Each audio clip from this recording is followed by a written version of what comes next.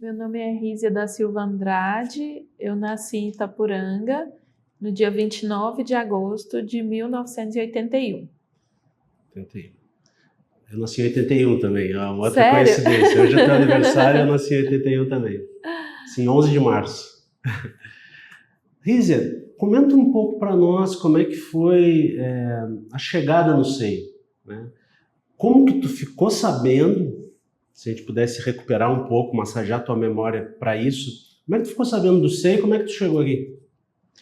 Eu estava voltando para Goiânia para fazer o doutorado e eu voltei para a escola de agronomia, reencontrei amigos antigos, minha ex-orientadora da graduação. E eu estava um tempo sem falar com ela e super envergonhada, né? Agora eu vou voltar assim para a UFG do nada e dizer que eu quero voltar para cá. E a primeira coisa, quando eu cheguei lá na escola de agronomia, no laboratório dela, ela, Rízia, que bom que você está aqui, volta para cá, tem muita coisa para a gente fazer junto. Então foi bom assim, ser bem recebida e ter a possibilidade de voltar para a pós-graduação. Como é que é o nome dela? Lembra? Cecília Cezepac Cecília. é a referência de mulher agrônoma profissional que eu tenho, a referência máxima. Então eu admiro muito ela. Legal. E como é que foi? Por que tu fala que tu estava voltando? Eu fiz graduação na UFG e depois eu trabalhei numa empresa de classificação de grãos, mas eu queria muito fazer o mestrado em entomologia. E na graduação, né, no estágio da graduação, a Cecília já falava assim, Rízia, o que você quer fazer no futuro? Eu falei, eu quero ser pesquisadora. Ela, então, vai fazer pós-graduação, vai fazer em Lavras, ou Viçosa, ou na Exalc, que essas instituições têm a área específica de entomologia. Então, eu tentei todas elas e eu passei na Exalc e fui fazer o mestrado na Exalc. Aí, depois que eu saí da Exalc, eu fui trabalhar no Mato Grosso. Aí, trabalhei numa empresa de operação de máquinas agrícolas e depois eu trabalhei numa universidade e voltei para Goiânia. Em 2015 foi quando surgiu o projeto. A ideia do projeto não foi minha, por incrível que pareça, foi de um rapaz, o Matheus. Ele estava saindo da graduação e entrando no mestrado e eu entrando no doutorado. E aí ele falou, Rízia, tem muita gente usando controle biológico, o mercado está crescendo muito. Ele tinha a ideia de trabalhar no campo e eu sabia criar os insetos em laboratório, que era o que eu tinha feito no mestrado. Aí ele falou, vamos montar uma empresa? Eu falei, eu não quero, eu quero ser pesquisadora. Eu estou trabalhando e me organizando para ser pesquisadora. Então ele conversou comigo várias vezes e aí eu falei, tá bom. Ele falou assim, olha, tem um edital aberto para incubadora de empresas aqui da UFG. Eu nem sabia que tinha uma incubadora de empresas, porque eu estava fora há muito tempo, e quando eu fiz graduação não existia, ninguém falava em empreendedorismo naquela época da graduação, que eu fiz de 2001 a 2005. Aí eu conversei com ele, nós pegamos o edital, submetemos o projeto, foi aprovado. E depois disso nós submetemos para um edital de subvenção da Funtech e também foi aprovado o projeto. Então, assim, tudo que a gente foi fazendo foi encaminhando e foi dando certo. Eu falei, que legal. E aí ele estava numa posição assim de ou ficar na empresa que ia demorar um tempo para ter retorno financeiro, a gente investindo muito tempo e todo o dinheiro que a gente tinha, ou ir para uma empresa. Ele foi trabalhar em outra empresa. E ele tem sucesso nessa outra empresa porque ele é um rapaz incrível. E aí eu falei, tá dando certo, eu vou mais, assim, aí despertou aquele bichinho do empreendedorismo. Então aí eu fui fazendo os treinamentos da incubadora, participando de eventos. Então a gente tem um cronograma anual, né, de todos os treinamentos que a gente vai fazer, tudo que a gente tem que passar, tem auxílio em relação aos editais também. Então nós, enquanto empresários, fomos nos qualificando. Eu falo nós porque eu convidei a minha irmã para ser a minha sócia. Ela sempre trabalhou na área, ela é técnica em contabilidade, sempre trabalhou em empresas, já teve empresa com o marido, já trabalhou em financeiro de outras empresas, então ela veio para auxiliar nessa parte. Eu tenho a parte técnica e ela tinha a parte do financeiro. E foi bom ter uma pessoa diferente para agregar naquela área que eu tinha deficiência. Então ela já entendia das questões bancárias, fazer boleto, emitir nota, questão de logística, transportadora, tudo. E ela que de fato assim ajudou a ter esse produto, a transformar ele em negócio e me ajudar a fazer disso uma empresa. Então a gente foi tomando uma cara mais comercial e mais profissional depois que ela entrou no negócio. E aí assim a gente foi fazendo os treinamentos e agora, um pouquinho antes da pandemia, eu conheci um agrônomo, a gente ficou conversando mais de um ano, a Cristiane Rodrigues, e aí ela entrou como terceira sócia. Então hoje nós somos 3 sócios na empresa. Descreve um pouquinho a tua empresa, o nome, primeiro, da onde que surgiu o nome e qual de fato é a atribuição de cada uma de vocês, qual o tamanho da empresa, enfim, descreve para nós como é que é a tua empresa. A empresa se chama Biogin, Soluções Entomológicas. Biogin por conta da referência da cidade de Goiânia e de biológicos, e soluções entomológicas. Entomologia é uma área que estuda pragas agrícolas, então é uma solução biológica para pragas agrícolas. E nós produzimos insetos predadores e parasitoides para o manejo integrado de pragas. É uma ferramenta a mais para auxiliar o produtor no campo. E vocês estão atendendo atualmente qual mercado? Atualmente a gente atende o mercado de culturas em cultivo protegido, principalmente tomate, cereja e hortaliças, e atendemos algumas áreas de fruticultura também. E aí na época da safra a gente atende algumas áreas de milho verde e milho silagem. E agora a gente está planejando expandir para atender culturas maiores. A cultura de milho, cana, soja, para ir para esse mercado, atender pequenos e médios produtores dessa área. Geograficamente, onde é que estão os clientes de vocês? Nós temos clientes em Goiás, Minas, Mato Grosso. Esporadicamente a gente atende no Ceará também e no Rio Grande do Sul. E como é que faz para atender? Tipo, Rio Grande do Sul e Ceará, que é mais distante. É mais fácil atender a logística de outro estado do que aqui. Às vezes eu tenho uma cliente em Bela Vista que é uma novela para atendê-la, porque não tem transportadora que vai para Bela Vista. Então eu dependo de um dia que ela venha, ou de algum dia que alguém vai, ou do dia que o agrônomo dela vai visitá-la. Então é mais difícil. Agora vou atender Rio Grande do Sul, eu aviso para a transportadora para eles fazerem a coleta, eles retiram o produto na empresa, que entrega na empresa lá e vai de avião. Então é mais fácil a logística para cidades, para capitais ou para cidades que são próximas a capitais do que para a cidade aqui, Bela Vista, que é do lado.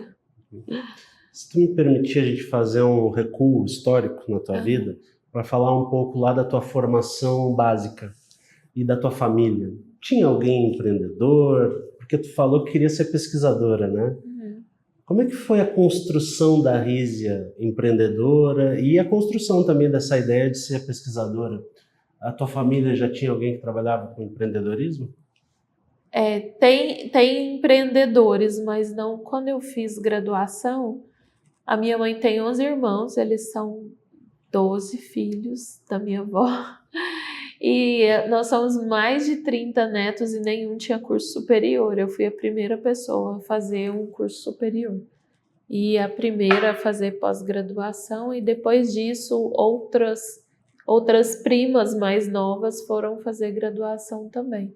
Então, depois que eu fiz graduação, outras pessoas acho que se inspiraram para fazer também. Mas meus cunhados são empresários, tem empresários na família, eu tenho um primo que tem uma construtora, então eu não, antes quando eu era jovem, eu não tinha visão para ser empresária. Quando eu entrei na faculdade, e eu nem sabia o que era um pesquisador, porque depende do seu ponto de partida, né? Eu vim de uma família muito simples e eu estudei sempre escola pública, então eles nem falavam que a gente podia fazer um curso superior, eu nem sabia. O rapaz mais inteligente da minha turma ia fazer faculdade, eu falei, você pode pagar? Ele falou, não, eu vou fazer uma faculdade pública. Eu falei, como é que funciona isso? Porque as escolas não faziam como faz hoje, né? Hoje já vão preparando os alunos, né? Meus sobrinhos fazem listão todo final de semana para se preparar para o Enem. Então, eu não estava preparada para o vestibular. Aí, quando eu descobri como era, eu falei, vou fazer um cursinho.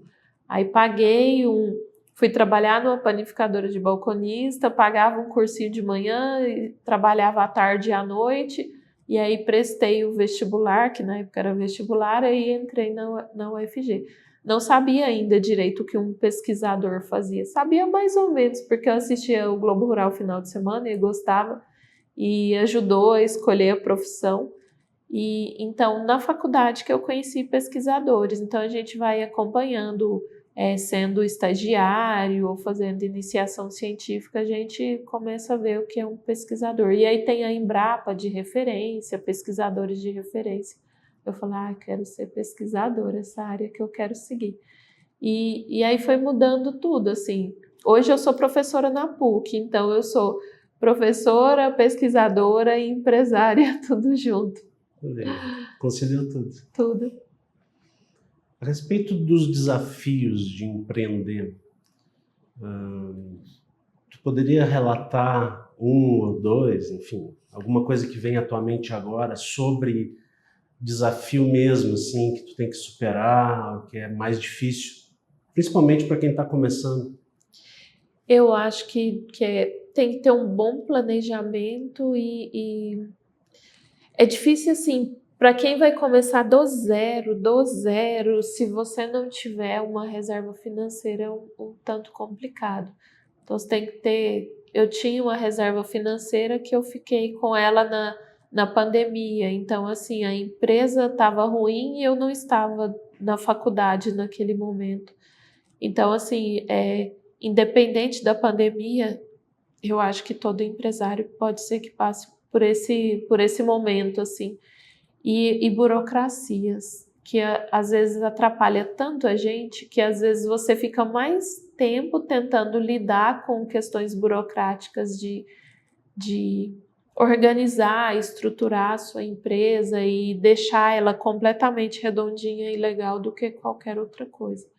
Então, a gente vai mudar agora de novo, né? Vou para um lugar maior. Então, tem toda a burocracia da prefeitura de fazer uso do solo, licença ambiental. Isso pode demorar até 2 anos, 2 anos e meio, 3 anos.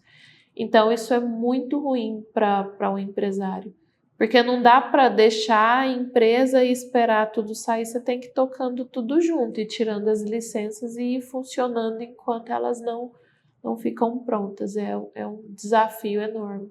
E tem coisa que a gente nem sabe que precisa, você vai descobrindo. E aí você liga numa agência que você precisa de um documento dela, mas ninguém lá de dentro sabe te informar, você tem que ir ligando, indo pessoalmente até descobrir se você precisa ou não precisa. Então a prefeitura me pediu da última vez que eu precisava de uma licença, uma Anvisa municipal, e eu liguei e eles falaram que não, é federal. Eu sabia que era Anvisa federal e eu falei à prefeitura, não, precisa sim. E aí eu liguei num lugar, não é aqui, liguei em outro, não é aqui, até que eu fui pessoalmente. Eu falei, tem como vocês me darem um documento dizendo que não é aqui? Porque como que eu vou... A minha palavra não vai servir como documento. Então isso às vezes você perde semanas, meses, 2, 3 meses, até descobrir que não pode. Aí você leva um documento que não pode. E aí o empresário perde tempo, porque eu tinha que ter um tempo atendendo o cliente, fazendo vendas, visitando o campo, e eu tô assim, emperrada com essas questõezinhas que poderiam ser resolvidas mais rápido, mas que demoram. E outra dificuldade para quem está começando, não tem caixa ainda, você não tem o histórico financeiro da empresa, você não vai conseguir um financiamento. Então a gente tem que recorrer a editais de fomento para conseguir recursos para poder escalar a empresa. Mas mesmo assim é complicado, então tem muitos benefícios. A minha empresa da área do agro tem muitos benefícios para quem é do agro, para produtor que está começando, mas para a empresa que é do agro é um pouco complicado. Porque esse produtor já tem uma série de benefícios prontos, né? Então, para um banco entender o que a gente faz, assim, ainda é difícil. Então, a gente vai precisar de mais um histórico de faturamento para poder ter algum benefício ou empréstimo.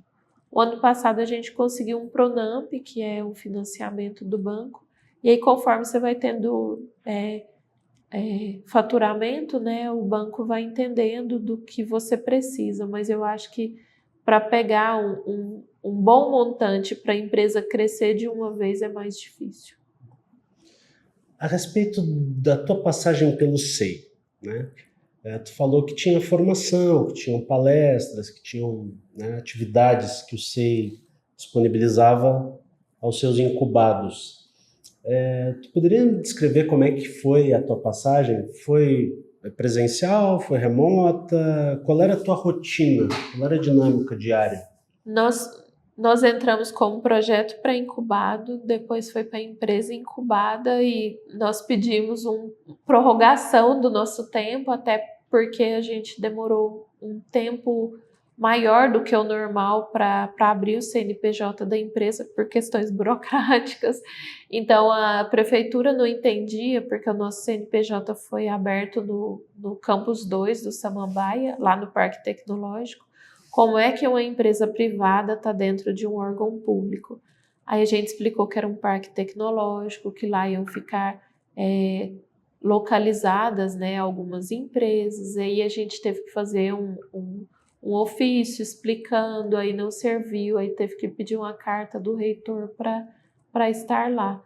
Então, assim, quando a gente estava em projeto, esses encontros eram encontros presenciais com todas as empresas que tinham projeto, e depois que virou empresa incubada também. E aí uma parte da incubada para a empresa graduada, a gente fez de forma remota, e depois o mundo inteiro virou remoto, né? Então a gente consegue fazer bastante coisa de forma remota.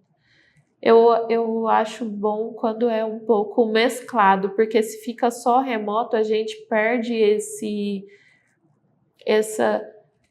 essa intimidade com outra empresa, né? Então, as empresas que eu conheço aqui, aquelas que a gente acaba torcendo, acompanhando, vibrando, são das pessoas que eu conheci pessoalmente, que é a Natália da Luna, o Rafael da Ortec, o Frederico da Aqua. Então, são pessoas que a gente conheceu pessoalmente e fica, acho que cria um laço mais forte. Então, e é importante porque toda dificuldade que eu tenho, eu falo com algum. Você passou por isso? Como que você resolveu tal coisa? Sua empresa precisa de tal licença? Ou como que você fez isso? É bom ter outras pessoas que estão no mesmo momento que o seu, que elas conseguem te ajudar, te indicar, ou te dar uma dica, ou até indicar alguma literatura para você se virar sozinho, mas que economiza um tempo enorme dessa busca solitária.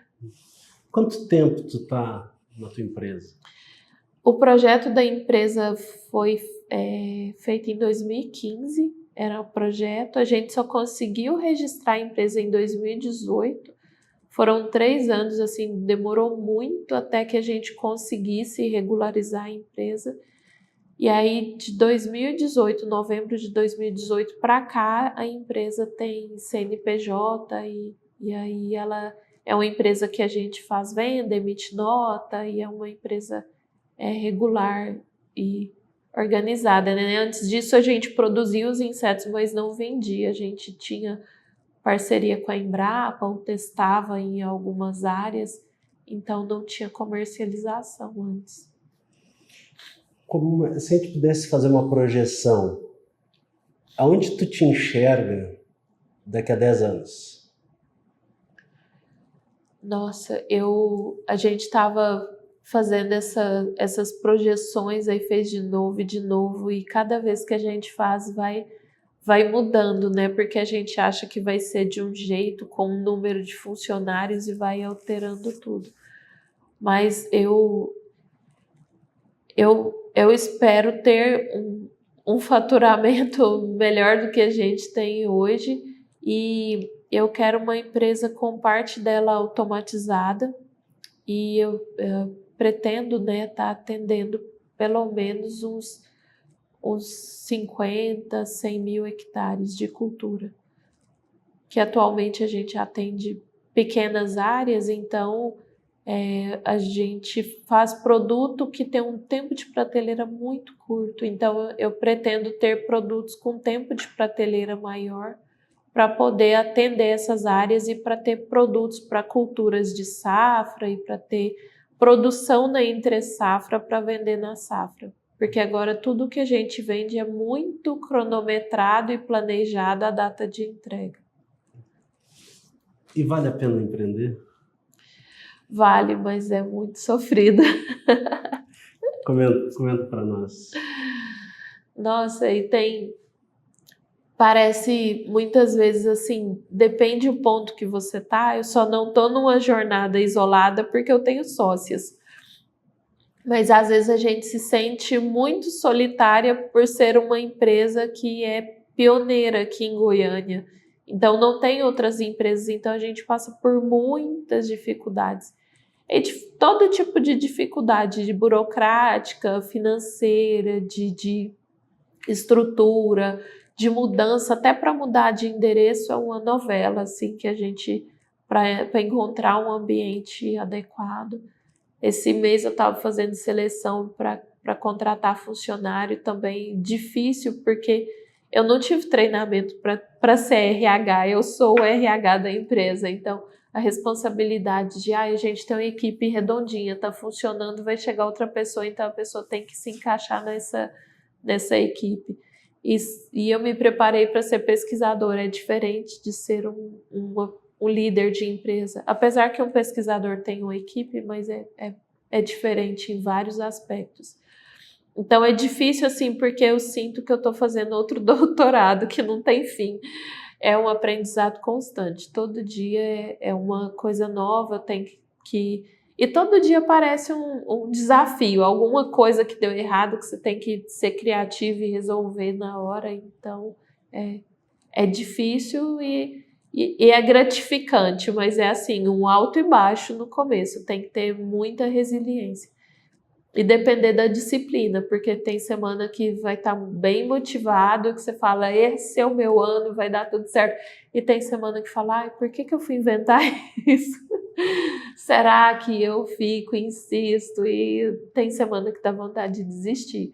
Mas aí você tem que depender da disciplina. Tem disciplina porque seu foco é lá na frente. Porque se depender só da motivação, a semana desmotivada, se não tiver foco, abandona tudo. A respeito do mercado que vocês atendem, como é que foi no início? Tu teve que desbravar muito o mercado, e como é que é hoje? Os clientes chegam, como é que eles chegam até vocês, ou como é que é esse movimento de negociação e quanto tempo demora também?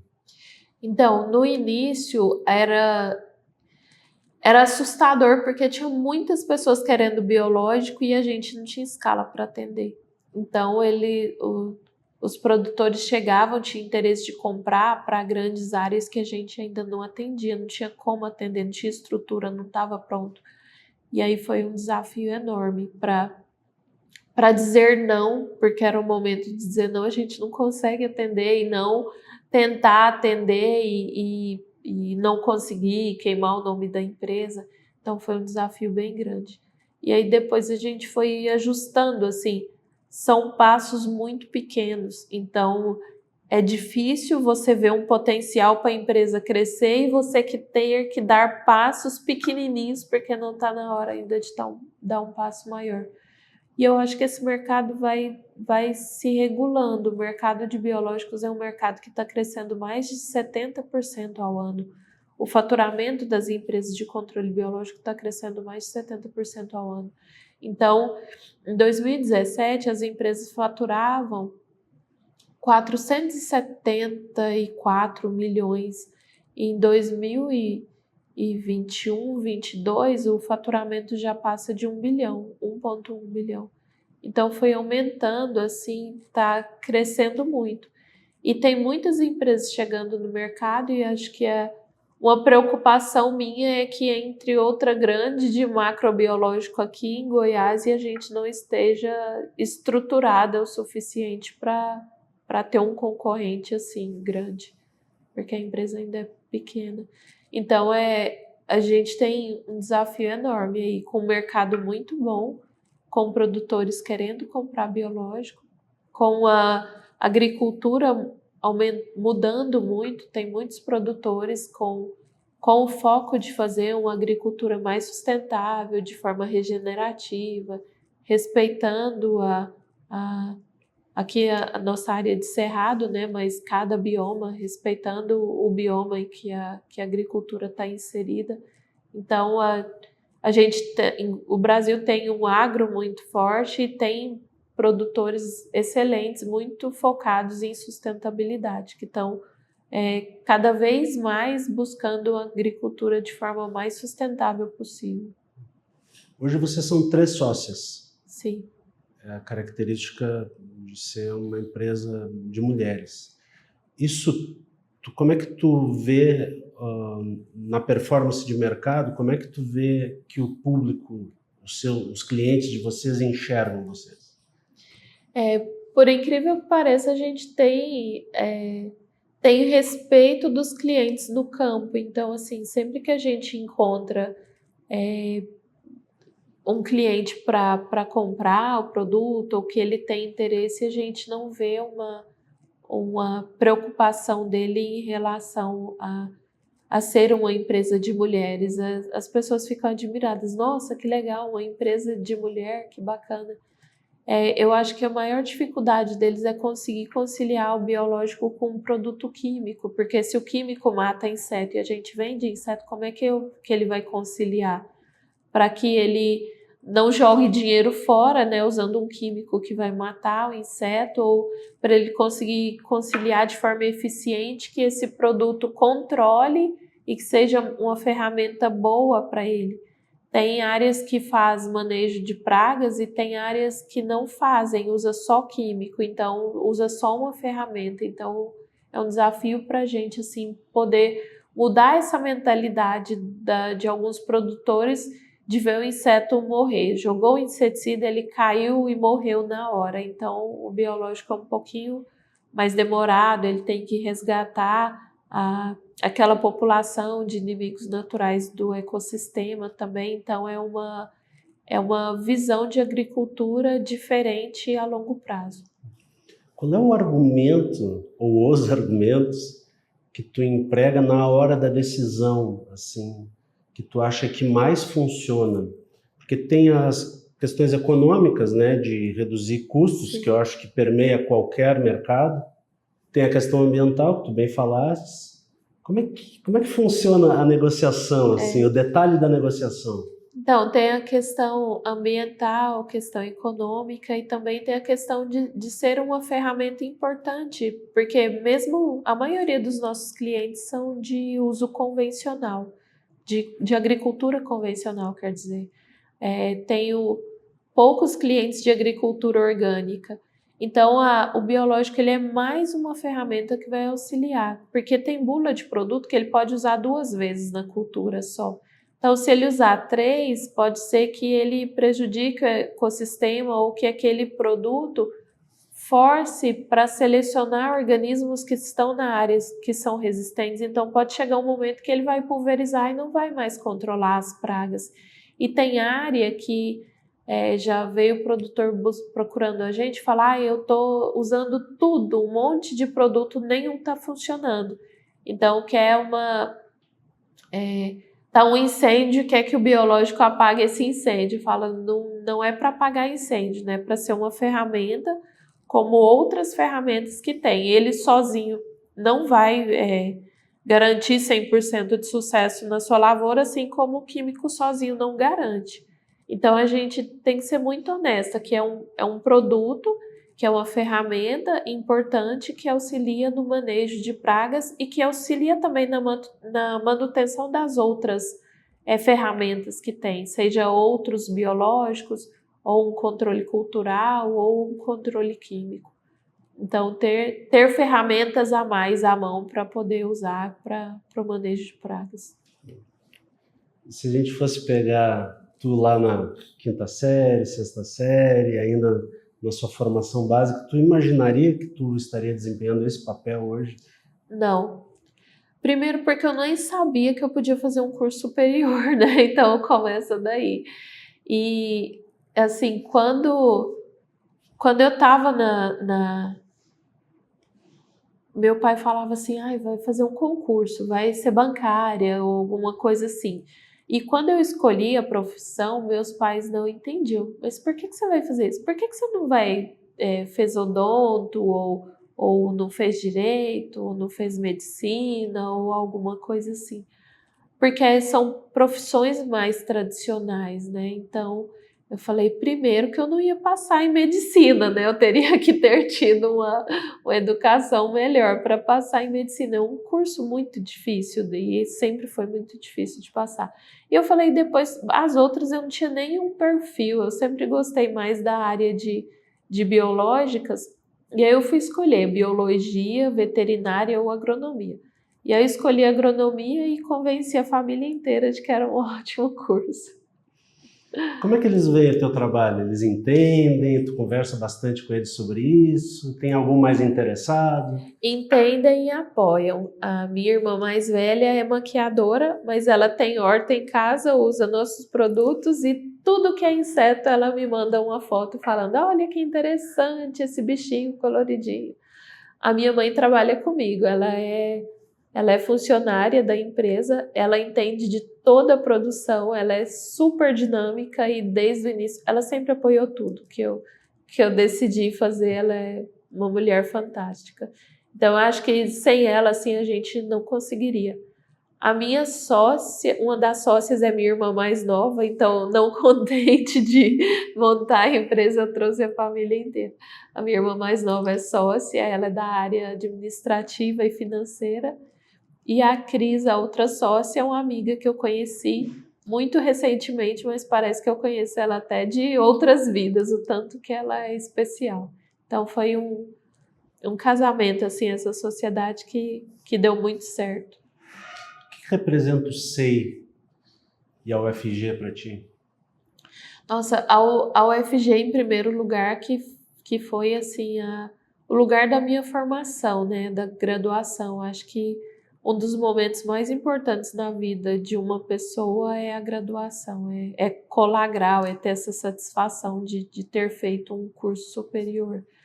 Então eu volto na UFG, parece que para sempre aquele é um lugar que acolhe a gente. Falo, nossa, voltando na UFG dá uma nostalgia, uma saudade, porque tem passado, presente e futuro. Eu acho que a UFG está na minha vida, sim, né? Em todos os aspectos. E o SEI foi fundamental, porque eu não imaginava assim como eu faria para ser empresária sem ter passado por aqui. Eu não sei se nós teríamos sucesso e se tivesse, talvez demoraria, sei lá, 3, 4, 5 vezes um tempo mais longo do que o que a gente está fazendo.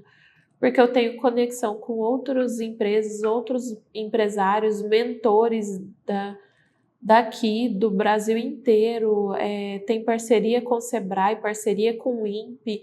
Agora a gente quer patentear um equipamento que a gente desenvolveu para auxiliar nos processos da empresa. Então, eu enviei um e-mail para o INPE para tirar dúvidas, eles falaram que a UFG tem parceria com o INPE, então a gente tem uma pessoa que pode auxiliar a gente nesse processo. Então, Tudo que eu preciso, eu converso com alguém do SEI, que se não tiver alguém dentro, ele conhece alguém que pode ajudar. Então, é uma rede de contatos fantástica, além de ser um centro que auxiliou na minha formação enquanto empresária. Assim como a UFG, Escola de Agronomia, está para mim como uma formadora do meu curso superior, o SEI está para a formação da minha pessoa enquanto empresária. Tem alguma coisa que tu queira falar, comentar que eu não te perguntei? Eu acho que eu sou muito grata por estar no SEI, na UFG, ter tantas pessoas conhecidas e tantas pessoas que apoiam, porque todo mundo que conhecem as empresas vão apoiando, ex-professores, amigos, novos alunos, a gente vai ficando assim, conhecida, é uma rede de contatos que é uma rede de apoio muito grande. Então, uma pessoa vai ajudando a outra. Isso é muito importante. E é diferente de todas as áreas que eu vi. Enquanto no meio da pesquisa, às vezes tem uma disputa de ego, de que um é melhor do que o outro. No meio empresarial, isso é interessante, assim, independente do empresário que eu conheça, seja um empresário iniciante ou um empresário muito bem sucedido, extremamente rico, eles têm uma humildade para ensinar que é fantástica. Então, e no agro isso é mais ainda. Os empresários do agro são muito humildes e humanos e próximos, então eles sempre falam. Esses dias fui num dia de campo em uma área de um empresário, ele conhece a história da empresa, ele veio perguntar como que estava. Ai, que bom, vai dar certo, sucesso, se mantenha firme. Quando eu vim para Goiás eu não tinha nada, e foi com muita dificuldade, a gente foi indo pouco a pouco. Então, quem é empresário e começou e teve uma jornada e sabe que tem que ter resiliência, eu falo, mas eu estou desde 2018. É assim mesmo. Perseverança é assim mesmo. Então, eu tenho muita gratidão de estar num espaço que eu tenho essa rede de contatos, porque se eu tivesse sozinha, eu ia pensar assim, num momento difícil, eu sou um fracasso, eu vou desistir. Então, quando a gente conta a história da gente de novo, a gente fala, não é que eu tô chegando lá, já foi mais um passinho, tá dando certo, então eu posso continuar perseverante que eu vou alcançar meu objetivo. E sozinho talvez eu desistisse, porque eu achava, pode ser que eu não esteja tão bem sucedida assim. Então é importante ter outras pessoas olhando, apoiando, resgatando. O SEI acompanha a gente em números também, né? Então é um acompanhamento profissional e tem um acompanhamento de rendimento também. Então, quando você vai falar do seu rendimento, fala, não é que tá dando certo, então deixa eu me manter forte e continuar. Então, estou grata por estar num ambiente de empresários e de empresas e de jovens empresários que se apoiam. Isso é importante.